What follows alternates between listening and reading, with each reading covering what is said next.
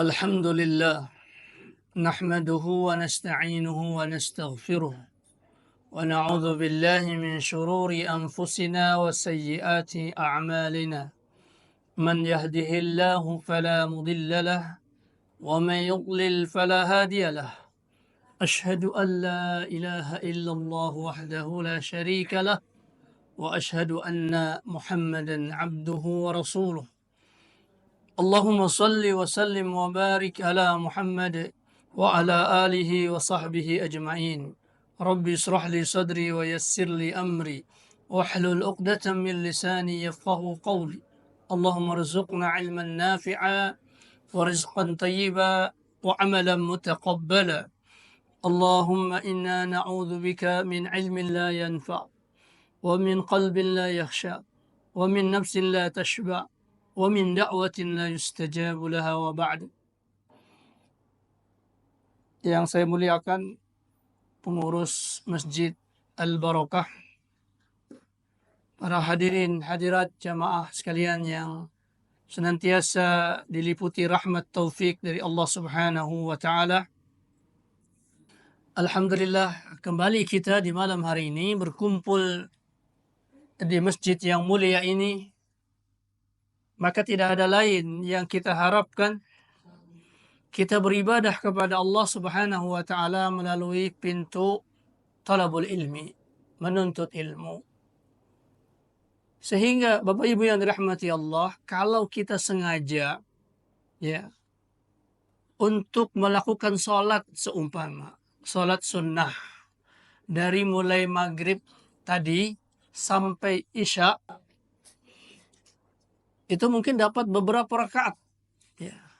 Namun itu tidak bisa menandingi duduk-duduk kita di majelis ilmu. Maka tinggi sekali majelis ilmu itu indallah di sisi Allah Subhanahu wa taala. Maka senangkan hati kita. Gembirakan hati kita dengan duduk di majelis ilmu ini. Rasulullah sallallahu alaihi wasallam bersabda, "Idza ra'aitum riyadal jannah farta'u." Apabila kalian melihat taman-taman surga, maka merumputlah, singgahlah. Maka para sahabat bertanya, "Wa ma riyadul jannah ya Rasul?" Apa taman surga itu ya Rasul? Maka Rasul mengatakan, "Khilaquz zikri." Halaqah zikir. Dan zikir itu Bapak Ibu yang dirahmati Allah meliputi 3 hal. Yang pertama, zikir itu maknanya adalah menyebut. Jadi kalau kita sebut dengan zikrullah berarti apa? Kita menyebut nama Allah. Kita sebut Allah, la ilaha illallah, subhanallah. Itu namanya apa? Zikir. Yang kedua, zikir itu maknanya adalah tazkirah, mengingat. Yang tadinya hati lalai, tidak ingat kepada Allah, tidak ingat dengan aturan-aturan Allah. Dengan kita kumpul di dalam majelis zikir itu teringat kembali aturan-aturan Allah. Dan ini Bapak Ibu yang dirahmati Allah bukan hanya menimpa orang awam, Orang alim sekalipun, kalau dia tidak duduk-duduk di majelis ilmu, tidak ada yang ngingatin, bisa jadi apa? Bisa jadi keluar dari kebenaran. Kita mengenal sahabat Rasulullah yang mulia, siapa? Sayyidina Umar bin Khattab. Wah, itu top lah. Dikatakan oleh Rasulullah SAW, "Idza salaka Umaru tariqan wa salakat syaitanu tariqan." Jika Umar berjalan di sebuah jalan, lalu setan jalan juga dari jalan itu, farras syaitanu minhu. Maka setan lari dari Umar. Itu bayangkan, lari dari Umar. Tapi ketika Rasulullah SAW wafat, pada hari Senin, itu di antara hampir seluruh para sahabat terpukul, semuanya terpukul dengan berita meninggalnya Rasulullah SAW. Dan di antara orang yang sangat terpukul itu Umar bin Khattab radhiyallahu anhu. Sampai-sampai beliau bilang, siapa yang bilang bahwa Rasulullah SAW meninggal, wafat, saya tebas lehernya. Kalau ada yang ngomong Rasulullah SAW meninggal, saya tebas lehernya. Sesungguhnya Rasulullah SAW tidak meninggal. Beliau sedang pergi menemui Tuhannya sebagaimana Nabi Musa menemui Tuhannya di Gunung Turusina. Nanti beliau akan kembali. Itulah perasaan Umar. Ya. Maka tidak ada yang berani ngomong. Baru ketika Abu Bakar As-Siddiq datang, lalu beliau masuk ke kamar Rasulullah SAW, lalu menyingkap jasad Rasulullah SAW, beliau memastikan Rasulullah telah wafat. Beliau pun mencium kening Rasulullah SAW, lalu dengan pelan beliau keluar dari kamar Rasulullah SAW menghadapi para sahabat. Disitulah Abu Bakar As-Siddiq mengingatkan para jamaah, menyampaikan ilmu. Man kana ya'budu Muhammadan fa inna Muhammadan qad mata. Barang siapa yang menyembah Muhammad, maka sesungguhnya Muhammad telah meninggal, telah wafat. Wa man kana ya'budullaha, dan barang siapa yang menyembah kepada Allah, fa innahu hayyun la yamut.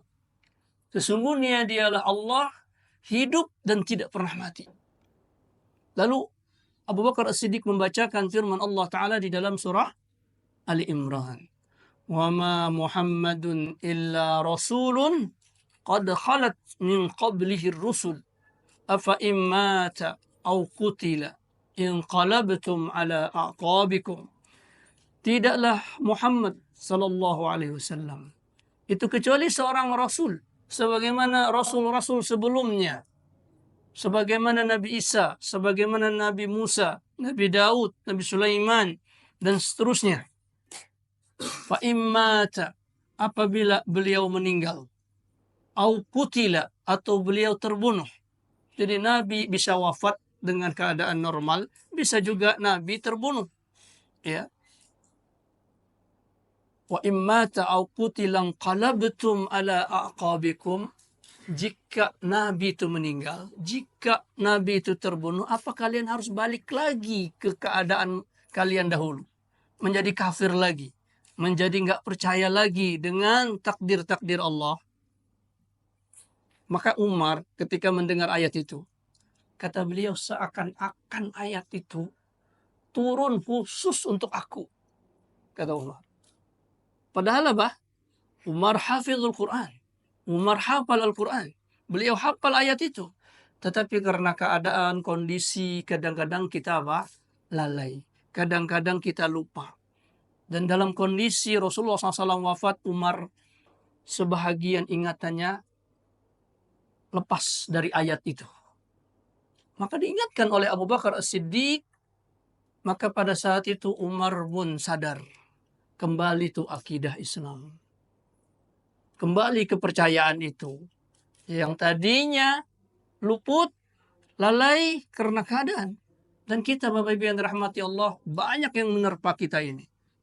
Kadang-kadang masalah ekonomi, kadang-kadang masalah sakit, ya, masalah anak, ini, itu, dan sebagainya. Kalau kita tidak ada yang mengingatkan, ya kadang-kadang kita suka lalai. Ya, bahkan bisa jadi muncul wa na'udzubillahi min dzalik dari omongan kita. Kadang-kadang ketika tertimpa musibah begitu, ngapain saya sholat ya, capek-capek. Ngapain saya ibadah kepada Allah. Toh saya kena musibah juga. Toh saya kena sakit juga. Nah itu kadang-kadang muncul begitu. Tapi ketika kita taklim lagi, belajar lagi, kembali lagi ingatan. Yang ketiga, yang namanya zikir itu adalah tadabbur. Mempelajari, merenungi, menggali. Ya. Menggali apa yang dimaksud oleh Allah Subhanahu wa Ta'ala. Ya. Karena yang paling tinggi di antara semua itu, di antara tingkatan zikir itu adalah tadabbur. Ya. Jadi khilaquz zikri itu, halaqah zikir itu bisa kita maksudkan halaqah kita nuntut ilmu begini. Muzakarah begini. Itu bahkan yang paling tinggi. Ya. Yang paling tinggi karena dari situlah muncul paham. Oh, paham ayat ini. Oh, paham ayat itu. Karenanya tidak ada orang yang nuntut ilmu itu kecuali dibahasakan di dalam Al-Quran dengan tafakuh. Ya. Dalam surah Taubah disebutkan ya menjelang-jelang akhir surat Taubah, "Falaula nafara min kulli firqatin ta'ifatun yatafaqahu fid din." Maka hendaklah ada sekelompok orang yang ditahan, jangan pergi jihad. Yang lain silahkan berjihad, tapi kelompok ini jangan. Sebahagian orang itu untuk apa? Liyatafaqahu fid din, supaya mereka bertafakuh. Di situ bukan liyata'allamu, supaya mereka belajar, supaya mereka mengetahui, tidak, tapi liyatafaqahu, supaya mereka paham. Dan itulah ilmu. Ya, ilmu sehingga satu ayat bisa dijabarkan, bisa diberikan faidah untuk berbagai macam kehidupan kaum muslimin. Ada masalah ekonomi dijelaskan dengan ayat Al-Quran. Ada masalah akidah dijelaskan dengan ayat Al-Quran. Dan lain-lain sebagainya. Ini paham. Karena itu Bapak Ibu yang dirahmati Allah, kalau kita duduk menuntut ilmu itu, maka sebagaimana disebut oleh Imam Ibnul Qayyim Al-Jauziyah di dalam kitab beliau Miftah Daris Sa'adah, kunci untuk mendapatkan kampung kebahagiaan. Itu kalau kita terjemahkan letterleknya kitab tersebut, maka beliau mengatakan, yajlisus sa'ah fi talabil ilmi khairun min salah alfa raka'atin. Kata beliau, orang yang nuntut ilmu, duduk nuntut ilmu sejam, sesaat itu bisa sejam, bisa ya semenit, bisa seterusnya. Itu khairun, lebih baik daripada orang sholat 1000 rakaat. Ya. Karena dengan ilmu itulah tertuntun dia. Sholat dia jadi benar, ya. Keadaan dia jadi benar. Karenanya ada doa, Pak, Bu, yang sering kita pakai tuh, yang sering kita panjatkan kepada Allah. Doa itu kita kenal dengan doa sapu jagat. Ada yang nggak hafal, Pak? Insya Allah hafal semua. Dek hafal ya. Doa sapu jagat apa? Rabbana atina fid dunya hasanah wa fil akhirati hasanah wa qina adzabannar. Itu asbab nuzulnya. Ada seorang sahabat, saking takutnya akhirat, saking takutnya api neraka, dia berdoa. Doa dia, ya Allah, daripada saya disiksa di api neraka, mendingan di dunia aja deh. Di dunia saja saya disiksa itu. Akhirnya apa? Kenalah panas badannya, meriang, sakit. Dikunjungi oleh Rasulullah SAW. Dia ceritakan, kenapa mula-mula dia sakit. Yaitu apa? Dia minta azab di akhirat ditarik ke dunia. Pertimbangannya apa? Ya pertimbangannya kalau di dunia hanya beberapa saat, beberapa tahun. Paling banter 60-70 tahun selesai. Tapi kalau di akhirat, di neraka, wah itu nggak kebayang. La yamutu fiha wala yahya. Daripada begitu mendingan begini. Lalu Rasulullah tersenyum.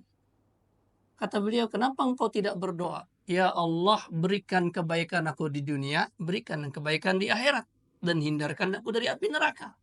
Jadi di dunia senang, di akhirat senang. Ngapain pilih-pilih? Ambil penderitaan akhirat, taruh di dunia. Nah itu namanya apa? Kurang pas. Yang namanya pas itu apa? Gaji gede, kerjaan mudah, dekat lagi dari rumah. Kalau perlu di kamar sendiri kerjanya. Kayak zaman sekarang ya. Nah itu namanya nikmat itu. Jangan pilih-pilih. Ya Allah nggak apa-apa deh. Kerjaannya berat. Yang penting gajinya gede. Nah itu namanya apa? Namanya yang diminta nggak yakin. Padahal Allah bisa berikan yang paling mudah. Yang paling nyaman. Ya, maka kata Rasul, kenapa engkau tidak berdoa? Ya Allah berikan kebaikan di dunia. Ya jangan sampai menderita. Jangan sampai kena penyakit yang macam-macam. Nanti juga kalau ke akhirat masukkan surga ya Allah. Jangan masukkan ke neraka. Sehingga di antara yang kita minta kepada Allah itu masuk surga terhindar dari api neraka. Ya, sehingga di dalam hadis lain Imam Ibnu Qayyim menyebutkan dalam kitab beliau Ad-Da'u wad-Dawa, menyebutkan hadis Rasulullah SAW, barang siapa yang meminta kepada Allah dihindarkan dari api neraka 3 kali sehari, maka neraka akan datang kepada Allah. Ya Allah, si fulan telah meminta perlindungan kepadaku, maka lindungi dia dari api neraka. Karena kita membaca Allahumma zirni minan nar, Allahumma zirni minan nar, Allahumma zirni minan nar. 3 kali itu. Paling tidak sehari, jangan sampai lupa. Maka neraka datang kepada Allah. Ya Allah, bebaskan si fulan dari api neraka, jauhkan dia. Kemudian barang siapa yang meminta surga 3 kali dalam sehari, maka surga juga datang kepada Allah. Ya Allah, si fulan ini minta surga kepadaku ya Allah. Meminta surga, ya, untuk dimasukkan ke surga, maka masukkanlah dia ya Allah ke dalam surga. Cuman di kalangan mazhab Syafi'i itu mereka ada istilahnya apa? Pakewuh. Pakewuh itu rasa nggak nyaman kalau minta kepada Allah itu berlebih-lebih. Apalagi minta surga. Kaya-kaya paling apa? Paling top amalnya. Maka yang dipilih apa? Minta tidak masuk neraka. Kalau tidak masuk neraka, nyasarnya kemana Pak? Ke surga juga. Ya. Karenanya apa? Daripada minta surga kayaknya sok-sokannya, maka mereka minta dihindarkan dari api neraka. Ya, karena kalau dihindarkan dari api neraka mesti masuk surga. Tapi kalau orang masuk surga, otomatis nggak Pak dihindar dari api neraka? Belum tentu. Ya, ada orang masuk surga setelah apa? Setelah hangus, setelah dibakar di api neraka baru masuk. Tapi kalau sudah Allahumma zirni minan nar, Allahumma zirni minan nar, Allahumma zirni minan nar, itu mesti masuk surga. Ya. Cuman kalau orang minta surga, maka jangan hanya minta surga. Minta yang paling tinggi. Allahumma inni as'alukal ula minal jannah. Gitu doanya kalau minta surga.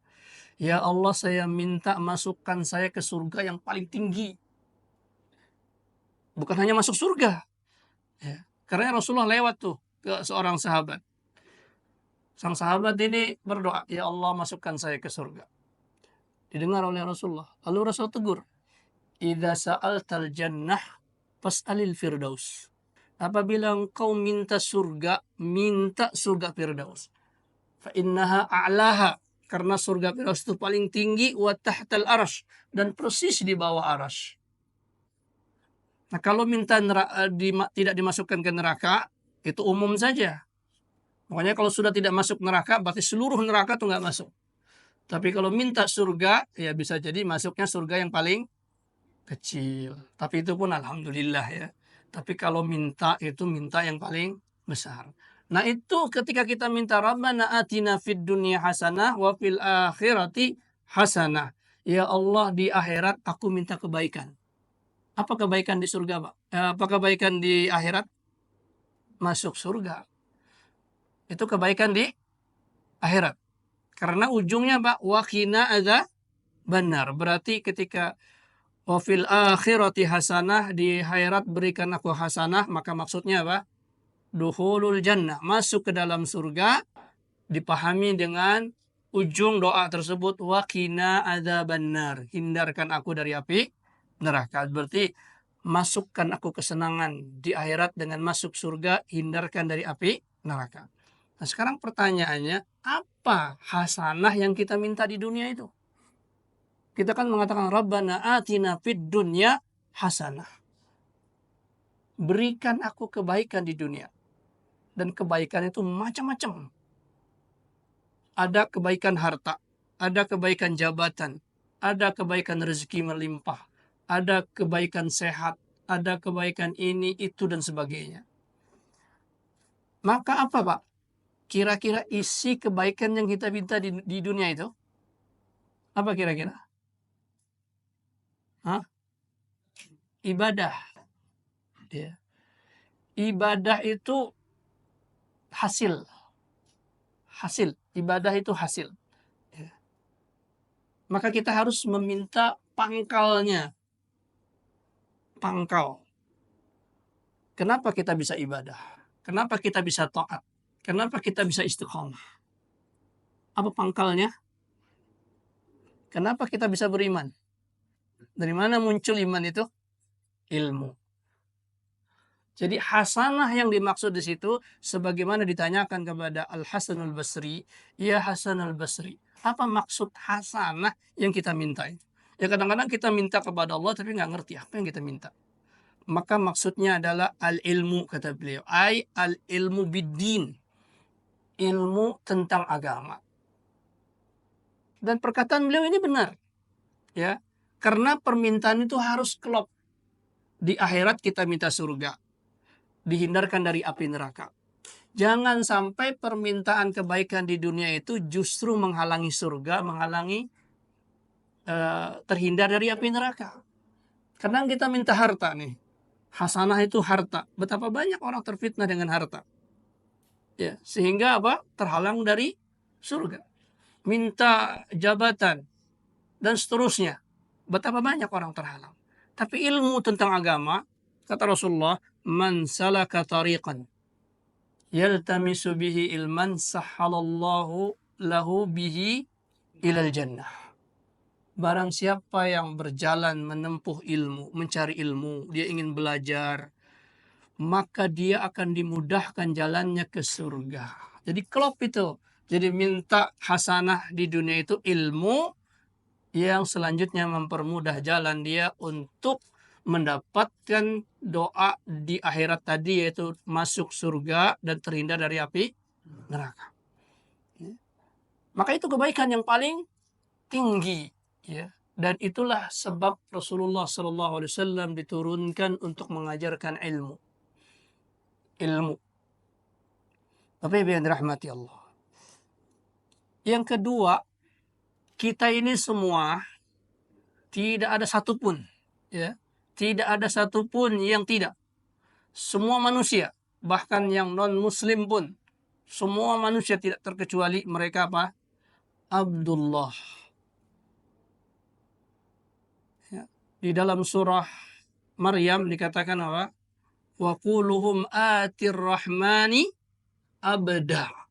Dan seluruh mereka manusia itu akan datang kepada Ar-Rahman abda, sebagai hamba. Sebagai hamba, Abdullah. Siapapun dia.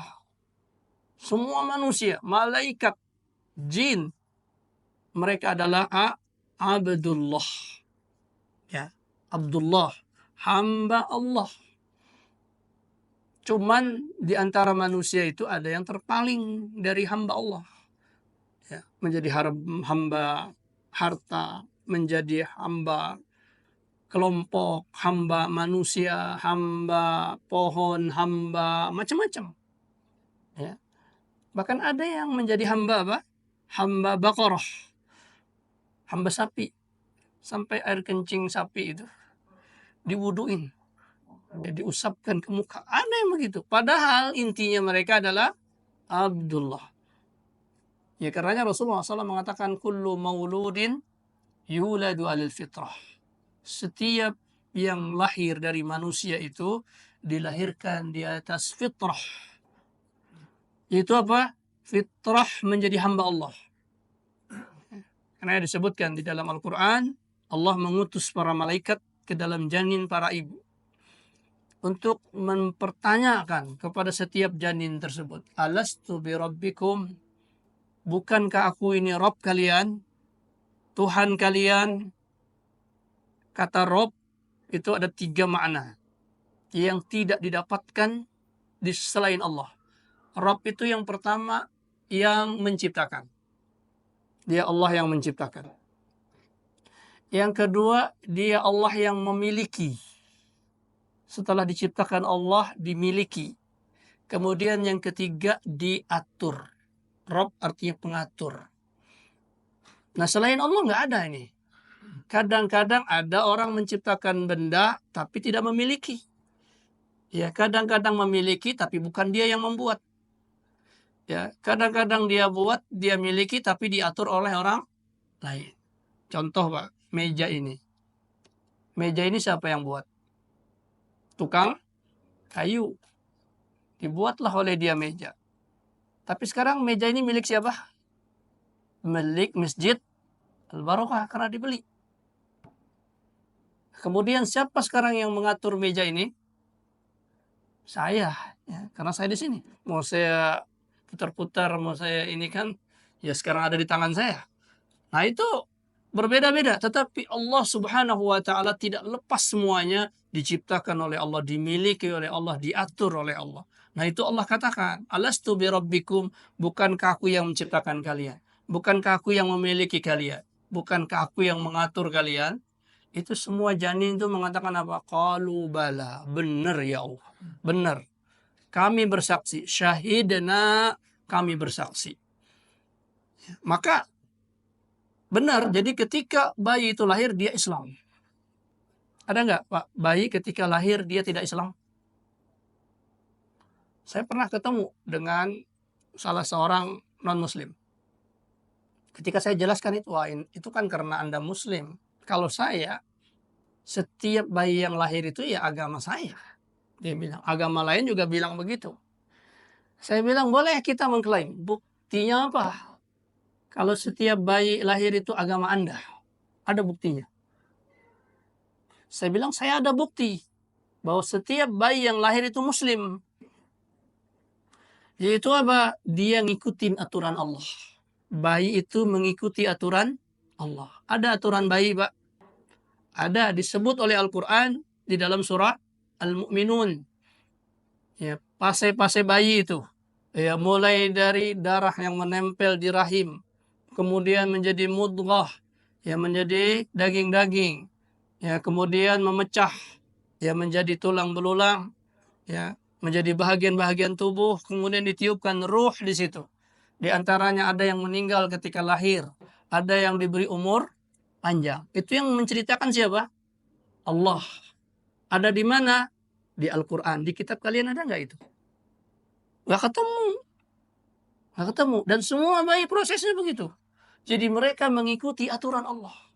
Sehingga ketika lahir, mereka mengikuti aturan Allah Subhanahu wa taala. Diilhamkan oleh Allah fitrahnya itu. Ya. Melalui proses begitu. Ya. Karenanya tidak ada bayi langsung lahir gede. Tiba-tiba semalam, bung, langsung gede. Nggak ada. Semuanya melalui proses hal tersebut. Dan juga Allah katakan, "Huwallahu alladzi akhrajakum min butuni ummahatikum la ta'lamuna syai'a." Dialah Allah Ta'ala yang mengeluarkan kalian dari perut ibu kalian. La ta'lamuna syai'a. Tidak mengerti tentang sesuatu. Maka tidak ada orang lahir langsung jadi orang alim. Langsung jadi orang berilmu. Nggak ada. Semuanya berproses.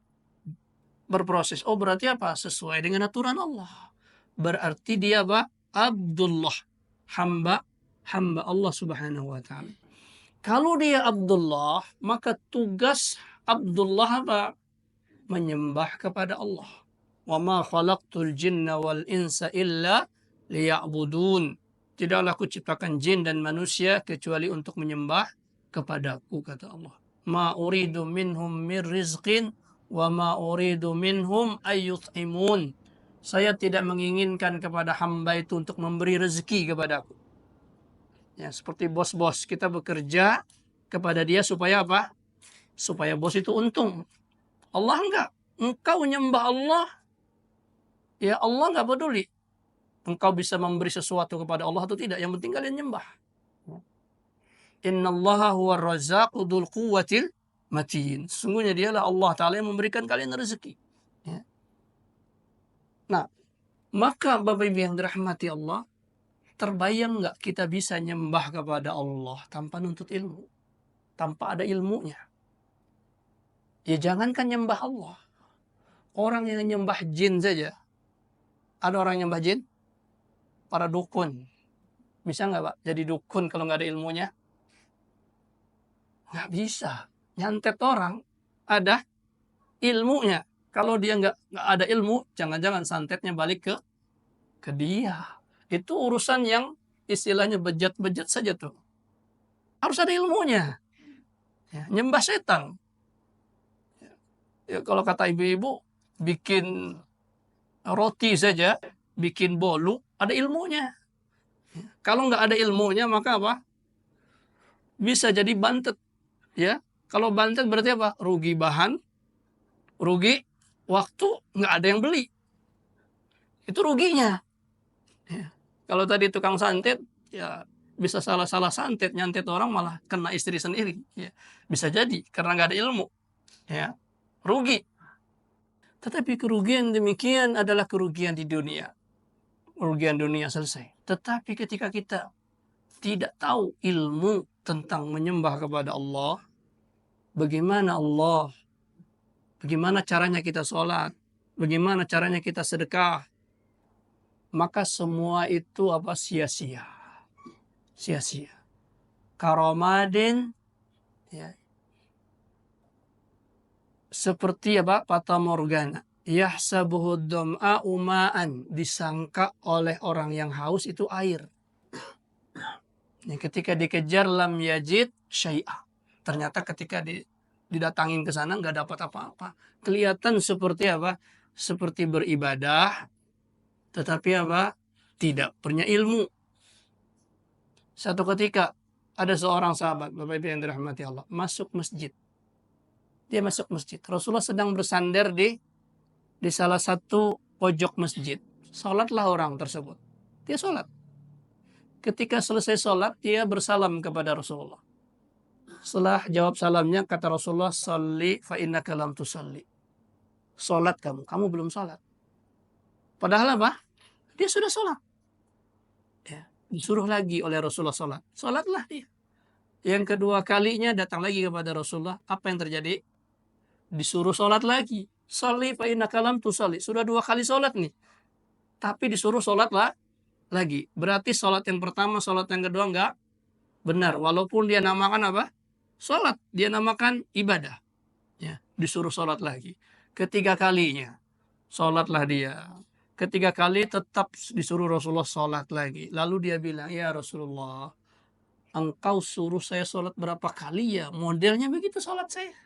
Artinya apa? Tadinya Rasulullah menyangka orang ini terburu-buru ingin ketemu Rasul sehingga sholatnya apa? Cepat. Nggak pakai tumak ninah. Cepat. Lalu beliau tidak mengatakan orang ini tidak mengerti. Disuruh sholat lagi. Diuji lagi. Ternyata sama modelnya. Oh, mungkin juga masih terpengaruh keadaan. Disuruh lagi yang ketiga, tapi modelnya sama. Oh, berarti apa? Itulah pengetahuan dia tentang sholat. Berarti apa? Sahabat ini butuh ilmu. Bagaimana caranya sholat tadi? Lalu kata Rasulullah, "Idza qumta ila shalah fa asbighil wudu." Apabila engkau ingin sholat, sempurnakan wudu. Famastaqbilil kiblah, kemudian menghadaplah ke kiblat, fakabbir, maka kemudian takbirlah engkau, thumma qra' ma tayassara ma'aka minal Qur'an, kemudian baca yang paling mudah bagimu dari Al-Quran, summarka, kemudian kau ruku, hatta tatma'inna raqi'an, sampai engkau tenang di dalam rukukmu itu. Dan seterusnya Rasulullah ajarkan. Ya. Berarti kadang-kadang ada sesuatu yang kita kerjakan ini belum pas. Ya, belum pas. Maka obatnya apa? Obatnya berilmu. Ya, berilmu. Karena apa? Kita ingin menyembah kepada Allah. Bagaimana Allah mau disembah tapi caranya tidak sesuai dengan keinginan Allah. Kita masuk kantor saja, dikasih oleh bos kita ini kerjanya begini, cara mengerjakannya begini. Ya. Tapi kita nggak mau belajar sehingga apa? Hasilnya nggak sesuai, target nggak tercapai. Apa kata bos? Udah deh berhenti, ya, dipecat. Ya. Itu urusan yang paling remeh-temeh. Bagaimana kita dengan Allah Subhanahu wa taala? Maka bagaimana mungkin kita bisa mengenal Allah, bisa mengenal Rasulnya, bisa mengenal tentang din kita ini kalau tanpa menuntut ilmu. Makanya wajib, kata Rasulullah SAW, seseorang itu meluangkan waktunya untuk ilmu. Talabul ilmi faridatun ala kulli muslimin. Nuntut ilmu itu adalah fardu bagi setiap muslim. Muslim di sini bisa laki-laki, bisa perempuan. Ya, lafal yang sahih di dalam hadis itu, talabul ilmi faridatun ala kulli muslimin. Nuntut ilmu itu adalah fardu bagi setiap orang Islam. Ada yang menyebutkan riwayat thalabul ilmi faridatun ala kulli muslimin wa muslimatin. Namun riwayat yang kedua ini tidaklah demikian, tidak didapatkan di dalam kitab-kitab hadis, tetapi kitab hadis hanya menyampaikan thalabul ilmi faridatun ala kulli muslim. Apa istilah fardu itu, Bapak Ibu yang dirahmati Allah? Fardu itu apa? Wajib. Apa bedanya wajib dengan fardu? Kalau kita sholat maghrib, kita disebutnya sholat apa? Sholat fardu. Ada nggak yang menyebut sholat wajib? Tapi kebanyakan fardu. Karenanya di dalam fikih itu ada perbedaan antara wajib dengan fardu. Dalam sebahagian istilah. Al-Imam Abu Hanifah itu membagi sholat itu 3. Ada sholat fardu, ada sholat wajib, ada sholat sunnah. Kalau sholat fardu yang 5 itu. Kalau sholat wajib, itu beliau katakan sholat witir. Sholat Idul Fitri, Idul Adha. Ada 3 sholat wajib. Menurut pendapat Imam Abu Hanifah. Imam Asy-Syafi'i mengistilahkannya dengan sunnah muakkadah. Jadi sunnah muakkadah itu di bawah sedikit dari sholat, dari fardu. Sehingga Imam Nawawi mengatakan yang disebut dengan sunnah muakkadah itu apa? Yaitu salah satu kesunnahan yang apabila ditinggalkan oleh pelakunya maka dia dianggap meremehkan agama. Kurang begitu peduli dengan agama. Ya, sehingga boleh dikatakan dia muslim yang rendah imannya lah. Jadi seperti itu. Lalu pendapatnya Imam An-Nawawi. Jadi hampir-hampir sama dengan wajib. Tapi intinya fardu itu adalah sesuatu yang dilakukan berulang. Berulang. Sholat maghrib hari ini kita kerjakan. Besok kita kerjakan lagi. Besoknya lagi kita kerjakan lagi. Begitu pula zuhur, isya. Ya, itu disebut sholat fardu berulang-ulang. Sampai kapan?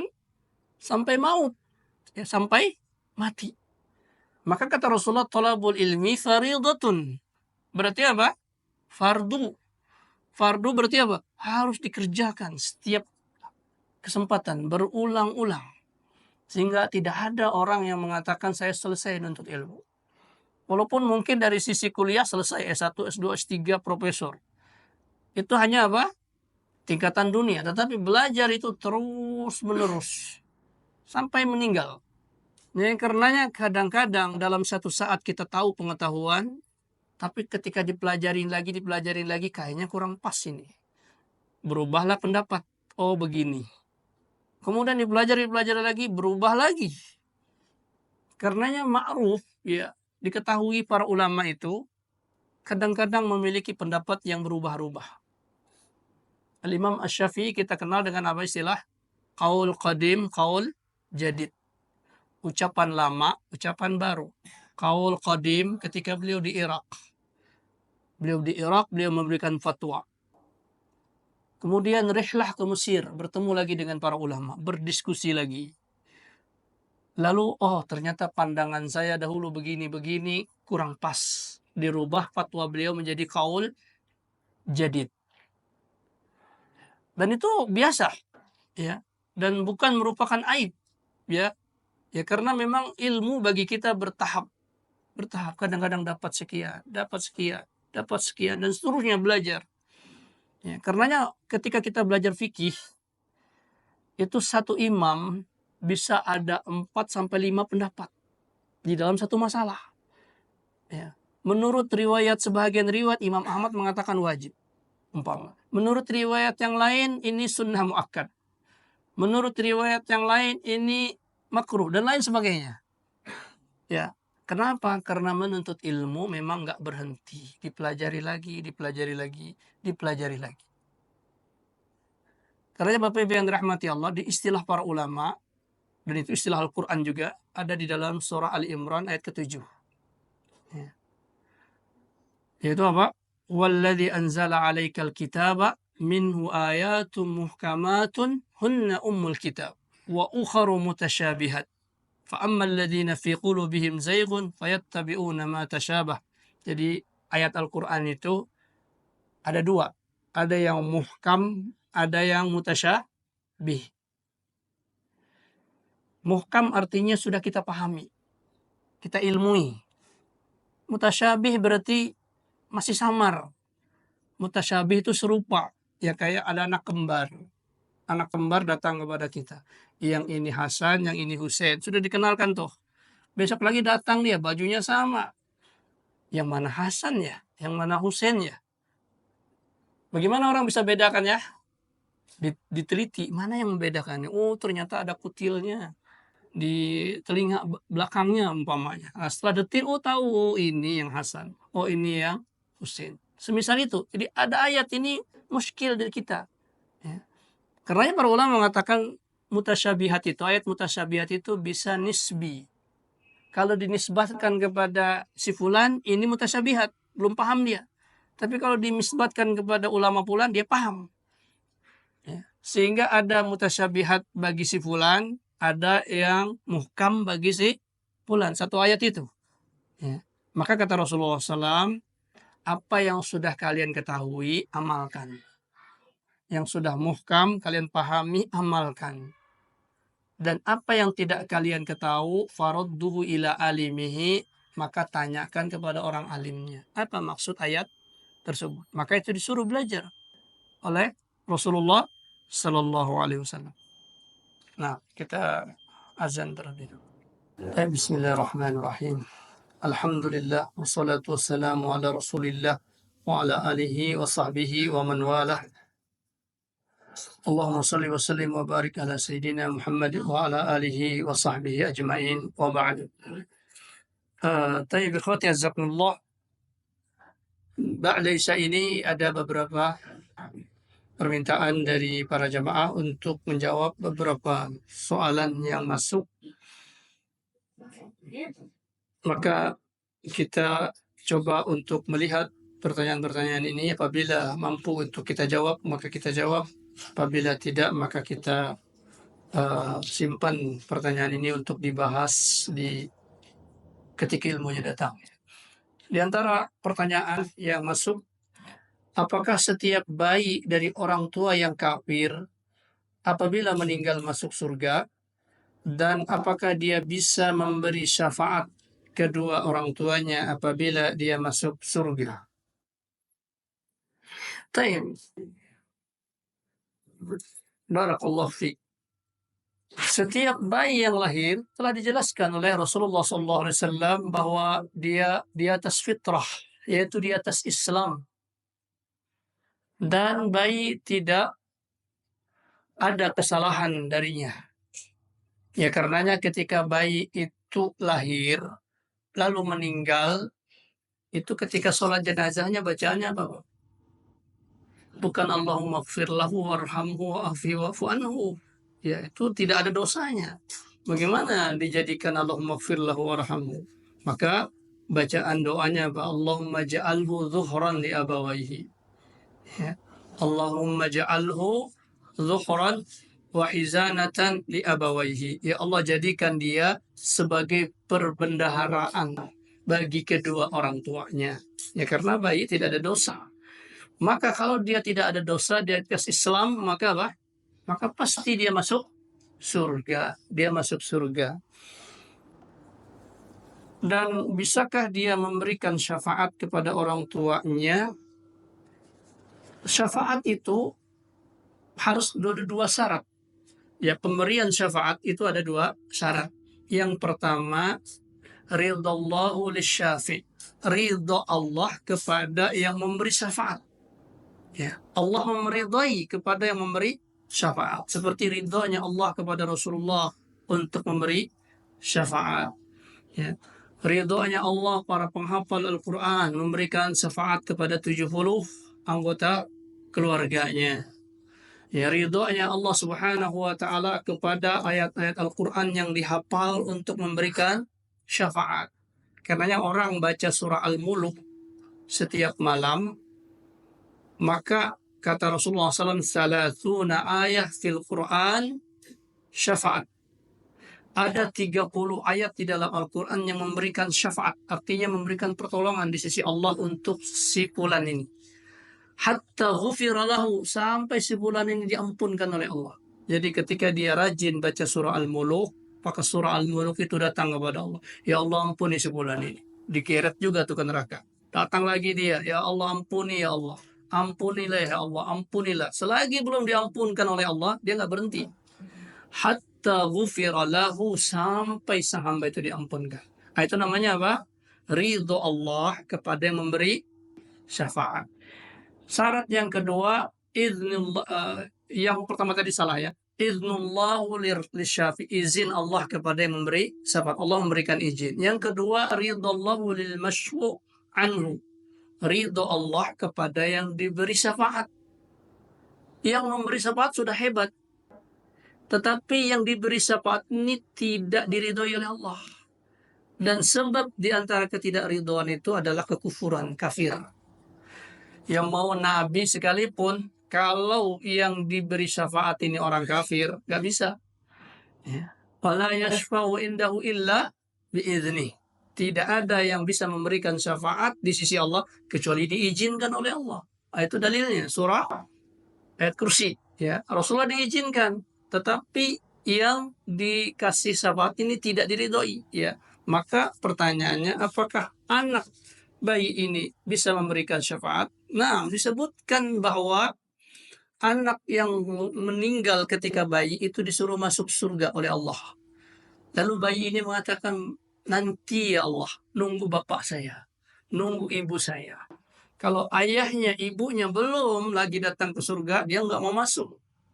Ya, sampai apa? Orang tuanya bareng sama dia. Ini bentuk syafaat bayi itu. Tapi kalau orang tuanya tidak diizinkan oleh Allah, tidak diberi ridho oleh Allah, maka nggak bisa juga. Ya, walaupun telah diberikan syafaat oleh sang bayi. Jadi tergantung kepada keadaan orang tua tersebut. Ya, kalau orang tuanya beriman, lalu ada salah-salah sedikit, ya sehingga harus ya masuk ke dalam neraka, maka dia bisa dikeluarkan oleh Allah Ta'ala dengan syafaat dari anak yang meninggal tadi, dengan syarat orang tuanya sabar menerima takdir Allah ketika anak itu meninggal. Nah, yang kedua, bagaimana kiat-kiat agar dilapangkan hati untuk menuntut ilmu agama di keadaan yang sangat sibuk dan urusan dunia. Nah, waalaikumsalam warahmatullahi wabarakatuh. Nah, barakallahu fi. Kiatnya ikhwati azakullah dipaksakan. Kiatnya itu dipaksakan. Semua amal soleh itu kalau nggak dipaksa nggak bisa. Harus dipaksa. Ya, kita dapat ilmu sholat rawatib. Ya kalau nggak dipaksa nggak bisa. Nanti saja. Nanti saja. Ya sudah, nanti paksakan diri. Ya. Harus saya kerjakan ini. Awalnya berat, lama-lama apa? Menjadi kebiasaan. Jadi harus dipaksakan. Ya, dia ada jadwal, dia pertimbangkan. Oh ini, saya harus menuntut ilmu. Yang ada jadwalnya iya, maka paksakan. Tidak ada hal tersebut. Dan ini yang disebut di dalam istilah agama disebut dengan mujahadah. Mujahadah itu artinya memaksa diri untuk taat. Jangan orang lain yang memaksa, diri sendiri. Ya, dipaksa untuk melakukan ketaatan tersebut dan dibikin target. Kita kalau melihat perbuatan Rasulullah selalu ada target. Ya, di antaranya sholat malam beliau sholat malam 11 rakaat. Ya. Maka itu apa? Bukan berarti itu patokan harus 11, tapi itu target beliau. Ya, sehingga apa? Kalau beliau nggak capai target, maka yang terjadi apa? Diqadha. Maka Rasulullah mengqadha sholat malam itu ketika nggak sempat, beliau sholat duha diganti 12 rakaat. Ya. Nah, itu orang punya target. Begitu pula saya harus baca Al-Quran. Bagaimana? Target. Ya. Bisanya berapa? Sesuaikan. Setengah lembar. Setiap hari. Lakukan. Dipaksa diri. Ya. Begitu pula nuntut ilmu. Saya cuma bisa seminggu sekali. Sudah paksakan. Terus itu. Nanti apa? Kalau sudah dipaksakan, maka Allah katakan apa? Nurun ala nur. Cahaya di atas cahaya. Orang berjalan dia dipaksakan pakai senter yang cahayanya redup, tapi dia paksakan juga jalan. Akhirnya apa? Ketemu jalan yang ada listriknya, lebih terang lagi, lebih nyaman lagi dia jalan. Oh, di sana lagi ada rumah-rumah lagi yang ada listriknya. Itu ibaratnya begitu. Jadi awalnya kita paksakan dengan apa yang ada pada kita. Dengan iman yang sedikit, paksakan. Nanti Allah berikan cahaya tuh. Ketenangan di dalam hati, dimudahkan lagi. Sehingga ketika dia bisa sekian, tadinya dia cuma bisa baca Al-Quran, lalu muncul cahaya, oh saya ingin menghafal beberapa ayat. Dia lakukan. Ketika dia sudah bisa menghafal beberapa ayat, oh saya ingin bawanya nih ke sholat malam. Terus demikian, terus demikian. Maka nurun ala nur, cahaya baca Al-Quran, cahaya sholat, cahaya sedekah, cahaya menuntut ilmu, terus bertambah teranglah hati tersebut. Maka pangkalnya adalah memaksakan diri untuk ketaatan tersebut. Nah, ini dua pertanyaan yang masuk di kita. Ya, mudah-mudahan apa yang kita sampaikan mendapatkan taufik dari Allah Subhanahu wa taala. Kita diberikan juga oleh Allah taala kelapangan hati dan selalu memintanya kepada Allah, Allahumma ati nufusana taqwaha wa zakkiha fa innaka khairu man zakkaha. Allahumma la tuzigh qulubana ba'da idh hadaitana wa hab lana min ladunka rahmah innaka antal wahhab.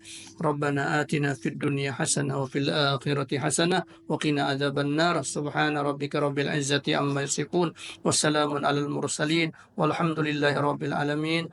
Subhanakallahumma wa bihamdika asyhadu an la ilaha illa anta astaghfiruka wa atubu ilaik. Assalamualaikum warahmatullahi wabarakatuh.